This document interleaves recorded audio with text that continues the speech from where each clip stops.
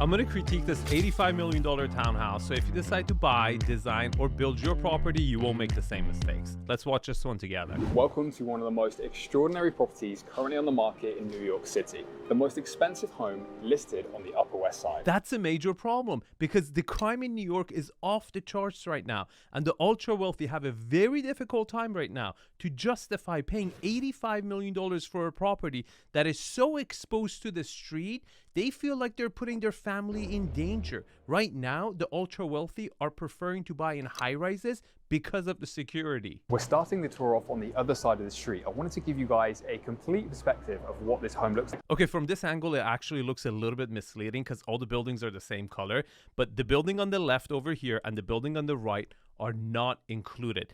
And this width might come across as really wide to you right now, but it's actually two smaller townhouses that they've combined. And this narrowness of the lot actually comes to play later in the video. 48 to 50 is the address. This is the townhouse. 8 stories to explore. 8 stories. Again, this could be a high rise, right? Okay, 8 stories is a lot. Now we're inside the townhouse. So we've seen the most beautiful facade, but everything inside was rebuilt from scratch. And it took over 5 years. There's a powder room in front of me, access to the main kitchen on my left, but this staircase is the main talking point for me. It's post-tensioned, made of 40 tons of limestone, and spans over all 8 floors of the property. I can't wait to show you more of this from different angles. Can you spot the flaw? I normally do this so my subscribers would get good at spotting flaws in properties. I'll give you 3 seconds. 3, 2, 1. The stairway is absolutely beautiful, but do you see how steep that is?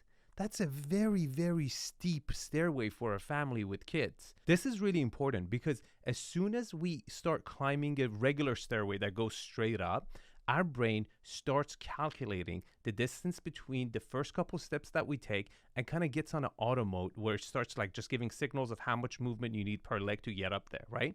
But when the stairway is curved, it needs to keep adjusting this calculation so it won't screw up. So it's really not that safe for kids and even for adults if you're a little tipsy. We have 19,600 square feet to see. Now we have the most amazing living area, and look at these ceiling heights. This is a beautiful space. Wow, look at this. Look at the scale, look at the volume, look at the dimensions of the room. It absolutely nails the wow factor. And the fact that you're straight up south facing with plenty of windows, you're gonna have so much natural light coming in. It's going to be lit. I absolutely love this room. 36 feet wide, 24-foot high ceilings. Wow. This is definitely one of my favorite rooms. And then we have these gorgeous big windows, the 3 cathedral style windows at the top, bringing lots of natural light in. It's south facing too. So as you say, we have tons of natural light, and that's so rare. And then if you can see up to the gallery up there, another very rare feature of a townhouse. Wow, look at the mezzanine loft space above. It opens up to the great room. The fact that they executed this kind of a traditional setup where you would have in much older homes, right, on the great room, over here in Manhattan, in this location, is insane. Overall, the wow factor so far, it's a 10 out of 10. To get this much volume, this much space is exquisite. Now heading over to the next part of the living area, so they've mirrored the sofas, and we have these impressive wood-burning fireplaces on either side. There's actually 4 wood-burning fireplaces in the house, one more in the breakfast room and another in the principal suite. This wallpaper on the back is from Colin King, which is a beautiful textured green paper. Okay, I would describe the staging and the interior design so far super safe. They did not take any risk over here. I mean, they could have taken this in multiple different angles to give it a little bit of a more of a New York vibe, but they haven't. They've played it safe. Again, if you're flipping this house, it might not be a bad idea, but let's see how it plays out in the other areas. And then we have the kitchen to the left, the dining space to the right. Should we head in here first? Let's head on through. Now this is a 12-seater dining table with an impressive light fixture. Okay, can you spot the flaw? The dining room is right in the hallway. That's not where the dining room should be. Dining room should be all the way at the end where the glass windows are to the backyard. That just feels like it's in the hallway, and that space should have been a wet bar or a china cabinet. I don't think anyone would use this end nook to hang out in. It should have been where the table actually sits. So everyone on at least one side of the table will get a view to the outside. We have the option to open these doors up, and I'll give you a feel of what that's really like, you know, what it would be like hosting an incredible dinner party here. You step on outside, you've got guests down there. Okay, that's a little bit small for a townhouse. You gotta understand, if you're moving to New York, you're gonna have options as far as getting a penthouse or getting a townhouse. One of the main reasons people go towards a townhouse is an outdoor space. And this townhouse doesn't have the biggest backyard, right? It seems like it's very square footage heavy. Now, it might have more terraces later in the video we're gonna check out, but this space itself, first of all, is on 2 different elevations. Again, it's small. It's small for $85 million, that's for sure. I think the back of the property looks beautiful as well. Remembering this is all brand new, but it's interesting seeing the plans of how it was developed. 2 townhouses to 1. Then we have this area through here. We've got a nice place to sit. Greenery works well. This is horrible staging if you ask me. No one's ever going to hang out here. Again, the dining table should have been here. If you wanted to make this a hangout area, you had an option of putting a bar or some sort of an element where you would give it a functionality. It's a waste of space. The dining room for sure should have been here. Now let's head on through and meet Summer in the kitchen area. So contrast to the living space, which we were just in, which was nice and open with big high ceilings, this space definitely feels more intimate. Okay, intimate means very small, especially for an $85 million property. Look, the size of this kitchen, it could be in a $10 million townhouse in New York. And it's just not the square footage for me. It's the fact that the space between the cabinets and the island, especially on the oven side, is tight. I don't think 2 people can comfortably pass. And the fact that it just opens up to one side, it doesn't give me that like heart of the house location, right? It's pretty kind of tucked in when you think about it. We have an island in the middle with white marble worktops, brass fixtures and fittings from Waterworks, also in the bathrooms throughout the house too. Then over here you have a second basin and more countertop space. All the cabinetry is bespoke. Okay, I actually don't consider this bespoke. I think this is actually a typical, I would say, luxury. This is not ultra luxury cabinetry whatsoever. It gets a pass, but they didn't go all out on this. You can find this exact setup, the same type of materials in a $4 or $5 million home. Now coming around the peninsula, which is the same countertops as the island, and it's also got the waterfall edge, which goes all the way to the floor. Now coming into the breakfast area, chill spot of the kitchen. What is this? This is your family room. Do you see what I'm saying? When the width was a little bit too narrow, I told you, they've done an incredible great room. Okay, I'm not going to take anything away from that. But this is neither a breakfast area or a family living room. Like, you have to, once you like finish your, dinner, you have to leave. Like, you don't have a space to hang out unless you have friends over who you will be hanging out in the great room. Now this doorway leads us back to the entrance hall where Matt started the tour. At the staircase, we still have downstairs to look at. So the most incredible 55-foot swimming pool. I can't wait to show you that. But first of all, let's head upstairs and check out the primary suite.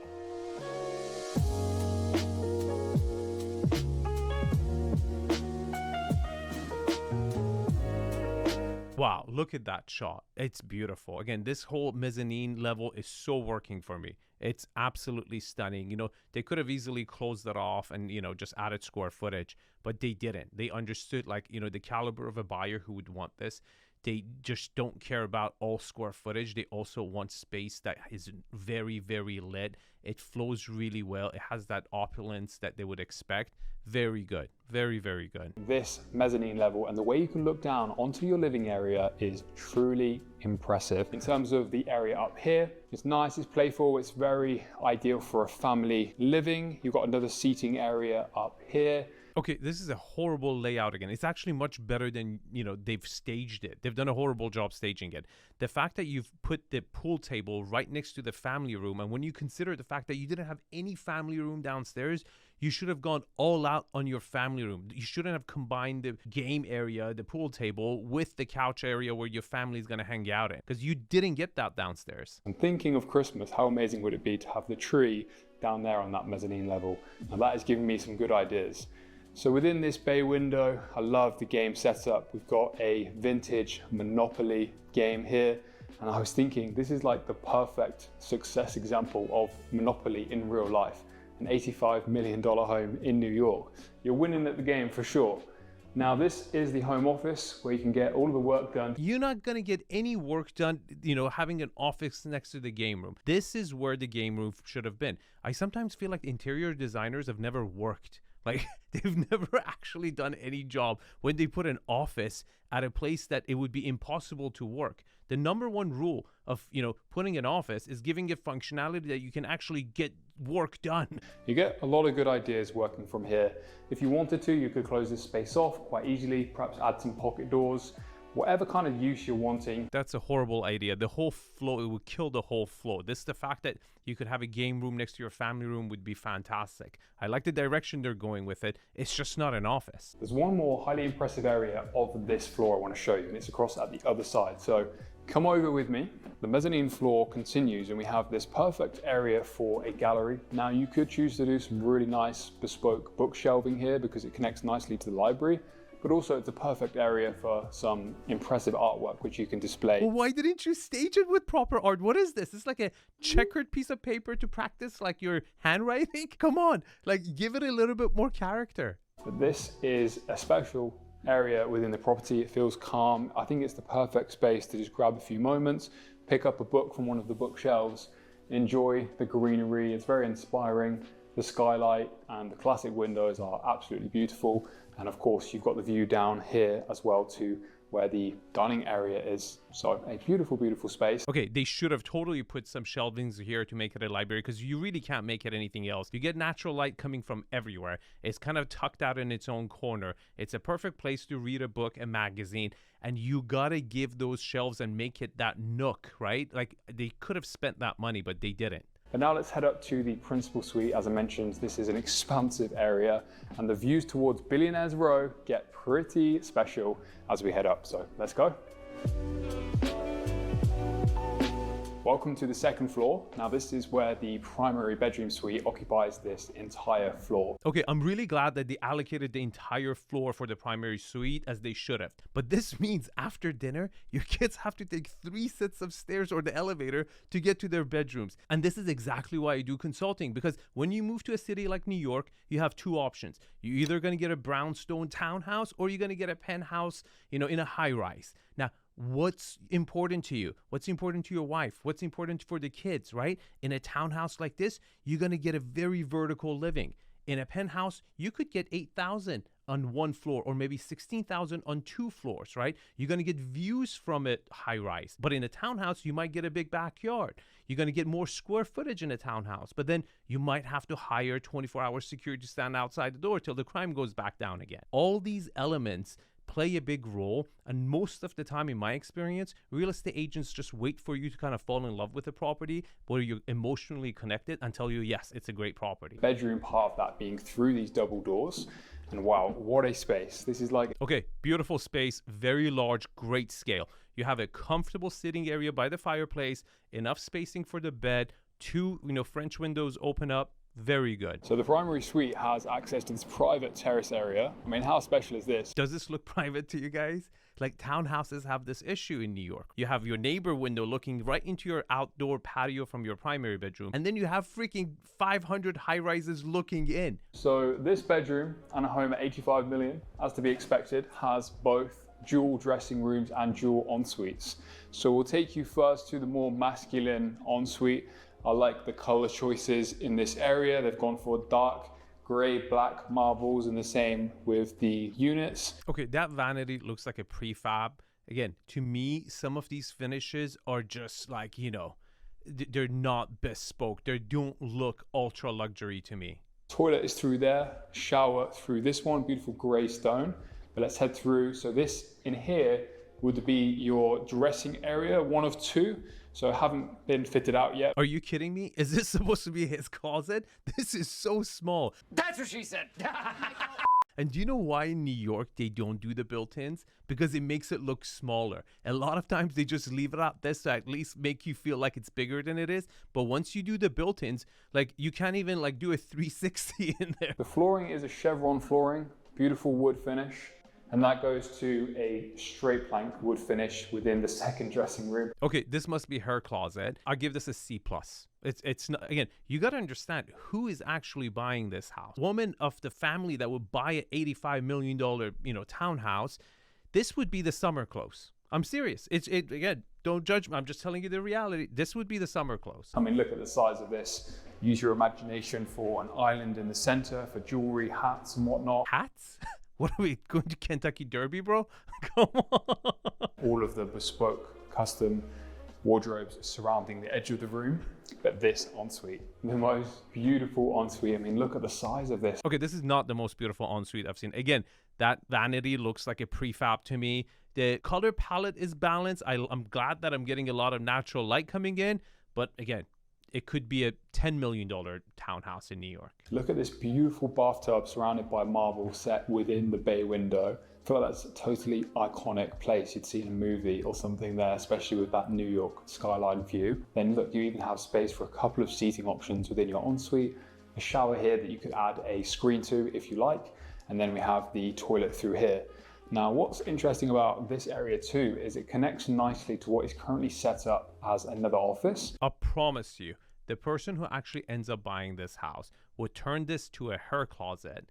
The husband would take over her closet, and the lady would turn his closet into the bags closet only. And at that point, you're okay. Very cool. Now we're up to the next floor. There's a further floor beyond this, the penthouse floor. Yeah, that is right. When you own a townhouse like this in New York, you also have your own penthouse at the top. I'll show you that in a few moments. This is one of the guest bedroom suites. Okay, this is a great secondary bedroom for the kids. So far, so good. We're going to go through this space next door. Now, this is another bedroom. Each one is individually designed. Okay, another really good secondary bedroom for the kids. I like the fact that they're taking more risk over here to give it a little bit of character, but I'm really disappointed that they didn't give any type of character to that great room, to that library they could have had.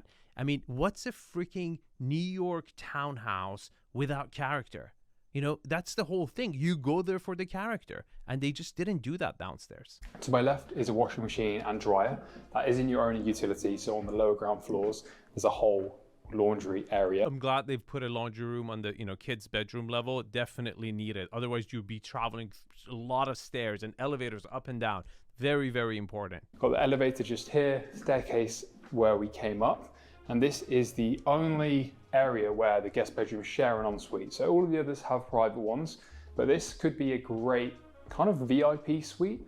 It's a beautiful bedroom. I mean, check out that paint finish on the walls. Super impressive. Again, I don't mind it. I don't think, they did a Mona Lisa over here, or a Picasso for that matter. The fact that they're taking risk and giving character, I appreciate it, right? I don't think they've made a mistake. I think you got to give character to these townhouses because your competition is. We have the ensuite in the middle, but if you wanted to have this as an entire suite, you could have the bedroom there, ensuite, and then this could perhaps be a living area. But equally, it works so well as a kid's bedroom. Okay, I don't care the fact that 2 of the bedrooms have to share a bathroom. Their kids are going to grow up just fine. What I care about is the fact that they got 4 bedrooms on the same floor. That's super important. That broadens the demographic to people who have more kids. But one thing that they've missed, where is the guest bedroom? We don't have a guest bedroom. So if you have someone over, they have to sleep in the same level as your kids. Most of the wealthy and even ultra wealthy prefer to have a guest bedroom on a separate floor. So they have privacy, as they like to say it, and the family will have their private time and space as well. So that is about all of this floor. I mean, I just keep admiring this staircase. So impressive. Let's head up to the penthouse. This is the top level of the property, the penthouse level. So there's elevator there, connects you to all 8 levels as we've talked about. Dude, he keeps saying 8 levels like it's a positive. If you can achieve the same in 2 levels, it's much better than 8 levels. Having more floors on a townhouse is a negative, is not a flex. So a beautiful entertaining area with a seating spot there, dining in the center, and a kitchen island here with bar stools, lots of storage. What are you doing? Oh my, okay, this has to be the biggest screw up. You're giving me a freaking kitchen that looks like a laundry room. This should have been the adult entertainment space. This is the sexiest part of the place. You gotta patio outside. You can go out, look at the buildings, the vibe, the energy. You gave me a laundry room. What a freaking missed opportunity. Look, the townhouse itself, the bones are actually pretty damn good, but it has a lot of flaws in it, where if one of my clients was going to purchase this property, I would say, like, put aside another $2 million to fix it up to make it your own, because a lot of stuff here is not working for this caliber. You're not cooking up here, but you've got fresh water for storage. Your chef can bring you up various dishes if you want to hang out here. There's actually a toilet and shower through there. Why would you put a shower up here? Like, so you thought, like, you're going to put like a Murphy bed and someone's going to sleep over here? This is your guest bedroom? Are you serious? Like, the prime adult area where the, kids could be asleep, parents could go up there, have cocktail till late hours of the night, enjoy, you just screwed it up. You just made it a laundry room. The best part about this area for me has to be the fact that you can slide open these doors and enjoy the outside and that incredible view. Okay, what do you guys think about this view? I want to hear it. For me, I rate this view 3 out of 10. It's a city view. It's not bad, but that's a problem with townhouses, right? Like, you're going to have a lot of people looking into your property, and that's just doesn't give you the privacy that a lot of people would require. Overall, though, I like the fact that it has a big terrace over here because it compensates for the small backyard at the bottom. Few brownstones, a really impressive spot to hang out. The dining table here, that you've got your barbecue. Please don't put a barbecue like this. Please, come on. You're cheaping the property. Every $800,000 home has the same barbecue. Why would you put that in there? Pretty cool. There's even room for a jacuzzi the other side. Okay, having your room for a jacuzzi is very different than, being able to put a jacuzzi. You have to check to make sure structurally it's strong enough to handle the weight of a jacuzzi. That's something you got to do your research on. Now, we have one of the best parts to see. I think actually the best part. The 55-foot swimming pool, the spa area, and the 2 other levels. I'm going to take the lift this time because we're doing a lot of stairs. So let's head down. Welcome to the lower level. Someone's actually been hanging out in this space and appreciating everything it has to offer. Welcome to the pool room, everyone. So in here you have a 55-foot long pool with a max depth of 8 feet, so you can dive in. Okay, this is a lap pool, not really a family pool. It is a flex, but does it bring the right demographics in? I think there's a bigger buyer pool who would care to have a family pool that their kids would enjoy and their kids' friends would enjoy than having a lap pool. And the way this lap pool doesn't connect to the backyard, it doesn't have that indoor-outdoor flow with it, it's a negative. And it came at a cost of taking a good portion of your backyard, which is very desired by a lot of people who buy townhouses in New York. Got 4 sun lounges to relax on, lovely plants. As part of the project, they excavated 50 feet and there's actually 2 more levels below us. Okay, so they haven't finished the building, and this could be a positive. As I said, I think a client of mine who would want to buy this property, I would recommend you got to change a lot of stuff before you move in. But the fact that developer is still not done, you can really customize a lot of it. So it could actually play out to your advantage. Now, it's important to remember that we are literally a few steps from Central Park. So although this is your garden, I think you could also classify Central Park as your backyard too. Yes, that's true, but it's also true for the high-rise penthouses that are right next to Central Park. Look, the demographic that buys townhouses in New York, they want a backyard so their kids could run around and play and have that element of a backyard that maybe the parents had, right? Catch ball or for the dog to run around. And this property's backyard is just really small and it's not even on the same level. There's 2 levels to it and the swimming pool doesn't integrate fully with the backyard to justify that, look, you got a pool instead. To me, they could have done much better over here. You can see the windows from the living space.